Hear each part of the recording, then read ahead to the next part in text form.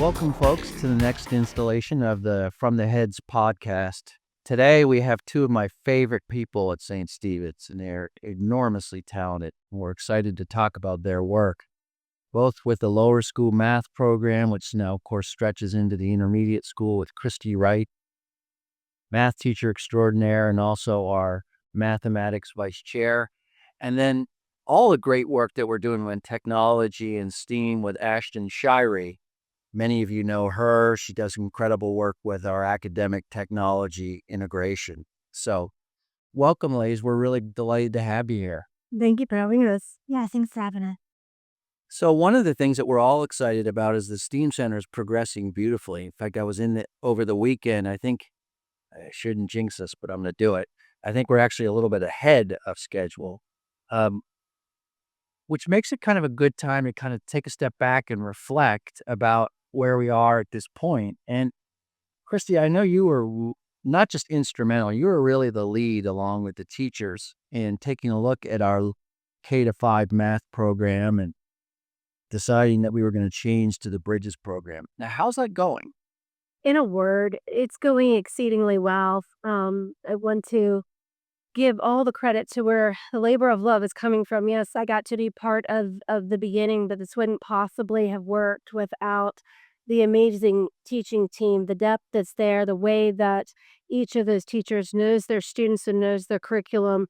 When we sort of presented the option this summer, we had the opportunity to either do a hybrid year this year or to jump right in. And the more that we looked at um, the opportunity to have such a rich, dynamic, well-balanced program, every teacher we kind of spoke to individually got really excited about that. And so how is it going? Well, that same energy and drive is truly just taking off. And one of the things I'm excited to see is there was a prediction of about month 3, most schools that adopt this program hit their stride. And I think we hit it a little bit earlier, and I'm seeing depth and growth that I was sort of expecting in year 2, not month 3. So Well, it's really exciting for me to see that. well, that's terrific. And, I will say, and Christy knows this well, that when they told me they wanted to do it this year, I kept saying, "Are you sure? Are you sure?" Not because the program isn't fabulous, but it was quite a commitment to do this. And could you talk to us just a little bit more again about how you arrived at this decision to change to the Bridges curriculum and maybe some of the changes from the one we had prior?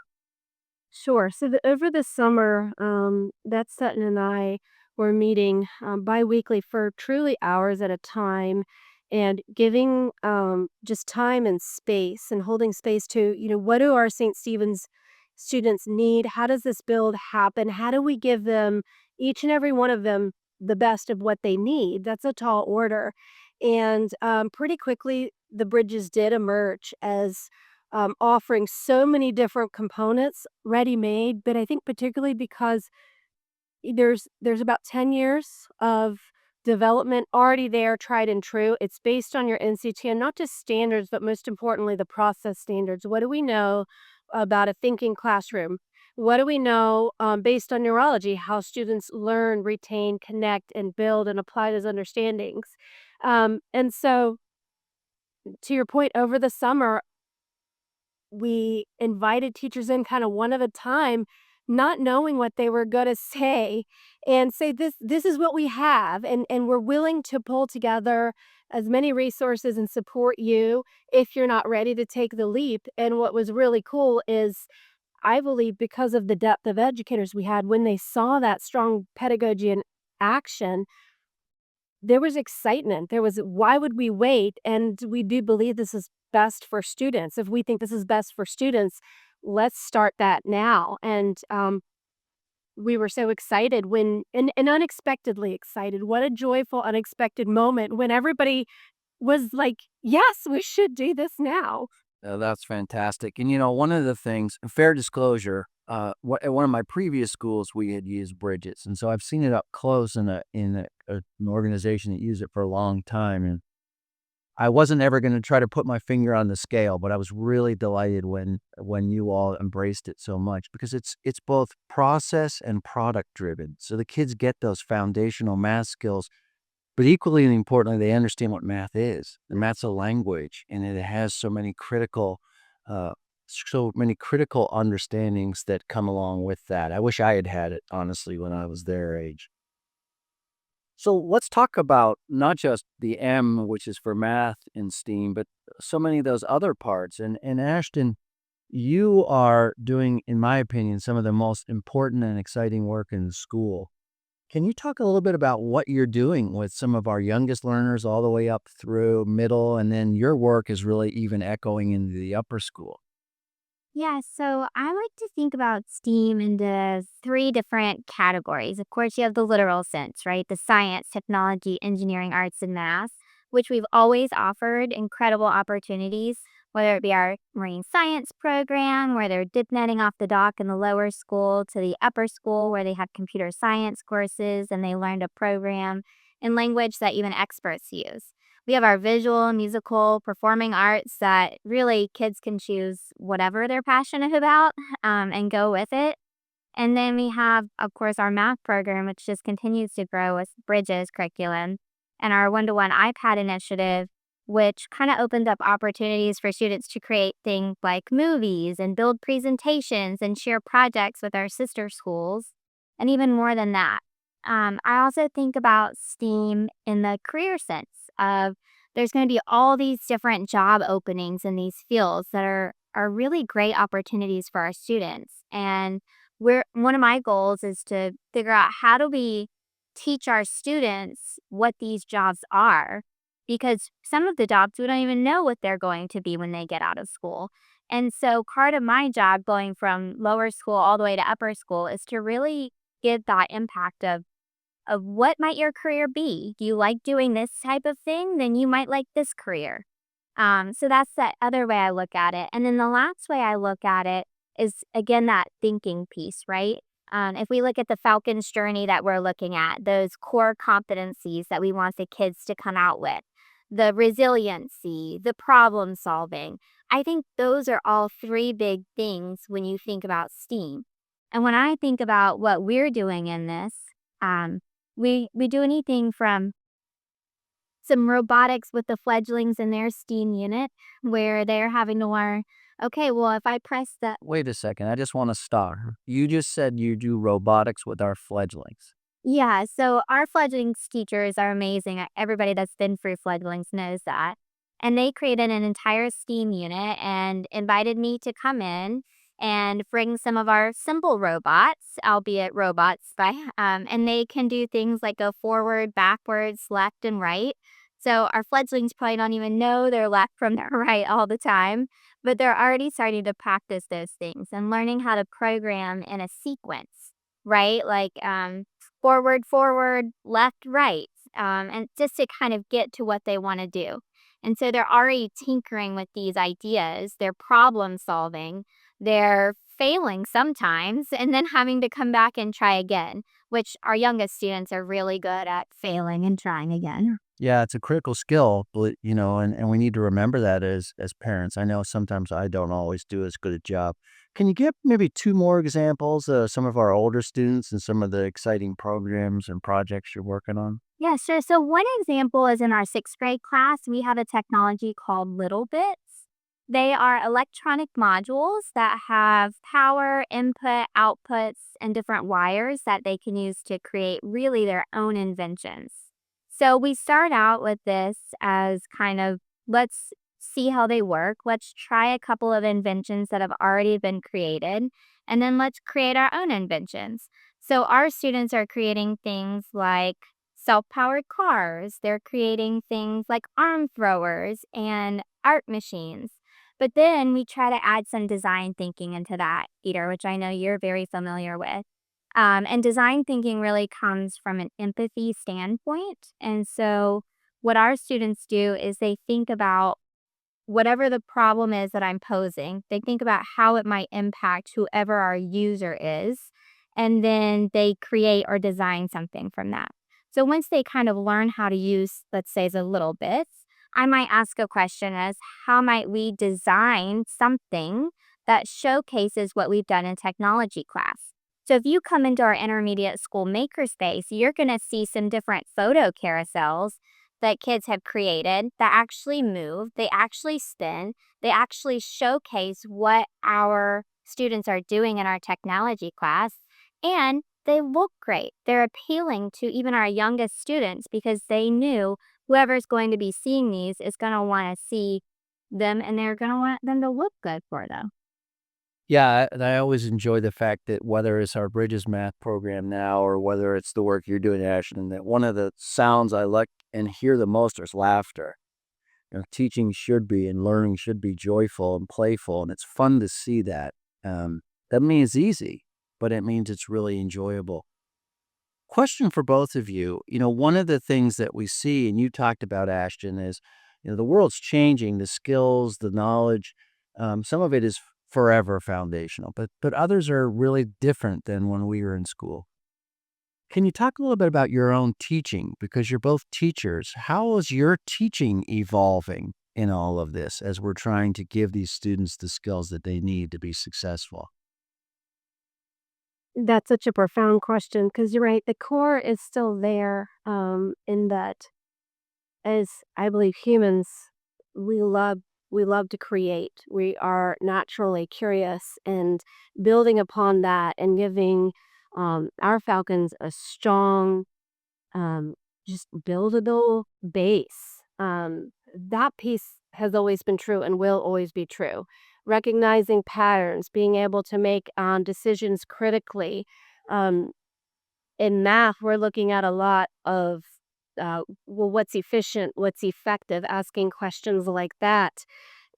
Collaboration, probably number one in my list of what's changed. When I started in 2001, it was still very much teacher directed, and my job was to guide and to have them practice in a particular way and have them truly mimic. And we've really shifted. It's not that there's still not opportunity. I'm not asking students to reinvent the wheel or discover mathematics. That has taken thousands of years, but the ability for lead discovery in a concept and looking for that next iteration and where do I questions of I wonder if or I wonder what happens when, that I think is always the leading, energy in the classroom now for, our lessons. And the last part I think is conceptual. I do think in today's day, our students know things digitally, and that does give us a little bit of a challenge to put hands to things and move and manipulate and make sure there's,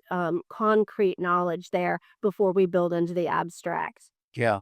And I think that goes back to that notion of playfulness. Again, there's nothing necessarily easier about any what you're describing. In fact, I would submit it's harder. It's more intellectually challenging, but it's really hands-on and it gives kids a chance to kind of be the agents of their learning. And Ashton, I'm just interested in your own reflections on that same question, how your own work is evolving. Yeah, so I probably will just mimic a lot of what Christy says, and that I believe a balance is best. So when I think about what I'll hold strong to is a scope and sequence all day, every day. I think it's very important that we have systematic things put into place so that we're building on top of each other from fledglings all the way up to our seniors. Whether that be math, which is really important, to phonics, to technology, right? The things that I'm asking my eighth graders to program right now wouldn't be possible if it wasn't for introducing things like robots and fledglings, or with Christy and her math team teaching things like angles and measuring distance, because that's a lot of the programming that I do. So I think that's kind of what I hold strong to. Now, what I think we have to change or alter or modify, or maybe just be a little bit more purposeful about, is integrating those core competencies, those soft skills into our education. We have to design our curriculum to have opportunities for failing. We have to design our curriculum to have opportunities to try again, to have opportunities to work with a group, to learn. nope, that's not how we talk to each other. Or to learn, look, I noticed there's a partner sitting out. What can you do to make sure they feel valued as a member in your group? Yeah, that's very powerful. Again, we all talk about failure, but the reality is it's hard when you bump up against it, and we all need practice. And without that, um, it can seem, even in ways for very young children, like a disaster. And the reality is the world's changed in a way that we can't see it that way, and we have to help students. Okay, a quick question. Go ahead, please. I'm sorry, I'd love to share a story of something that happened because stories mean a lot to me. So last year, I was working with the fourth grade STEAM class, and we were working on a design thinking project of how we were going to showcase our knowledge of fish and fish and sharks, and how we were going to build a robot and program a robot to showcase that knowledge, which they were working on in their marine science classes. And we had them build it. We had them program it, which was really the most challenging part. We had given them a bunch of sequential programming tasks where they had to actually make the robot turn right and turn left and turn 360 degrees. But the most challenging piece of that was turning or going in a straight line. You would not believe how many days that our students spent trying to get their robot to go in a straight line. They got so frustrated to the point where they thought, my robot's broken. It has to be that my robot is broken, or the tape is crooked. It has to be the tape is crooked.